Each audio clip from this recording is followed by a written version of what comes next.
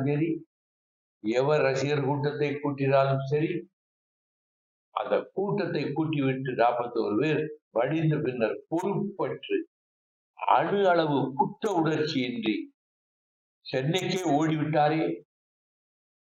மறுநாள் அங்கே திருச்சி இறங்கி மறுநாள் பாதிக்கப்பட்ட வீடுகளுக்கு போனால் பாடி அங்கே இருந்தா அங்கு மலர்வழி இருக்கலாம்.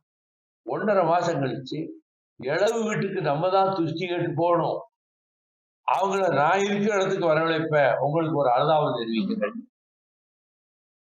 அது ஒரு சாதாரண நிகழ்ச்சியாக தமிழ்நாட்டு வரலாற்றிலேயே நடக்காத பரிதாபகரமான துயரம் கரூரிலே நடந்தது. நாங்க நடைபயணம் இத்தனை பயணம் போயிருக்கோமே, ஒரு இடத்துல யாராவது மயங்கி விழுந்தா ஒரு பொதுமக்களுக்கு ஒரு தொல்லை ஏற்பட்டது யாராவது சொல்ல முடியுமா? காரணம் எங்க ஆட்களை ட்ரெயின் அப் பண்ணி, மிலிட்டரி மாதிரி ட்ரெயின் அப் பண்ணி அவங்களே போக்குவரத்தை ஒழுங்கு பண்ண சொல்லி அவங்களுக்கு தேவையான குடிநீர் வசதி வழிநடுக செய்து கொடுத்து, மருத்துவ வசதி செய்து கொடுத்து, அதுக்கு 2 ஆம்புலன்ஸ் மருந்துகள்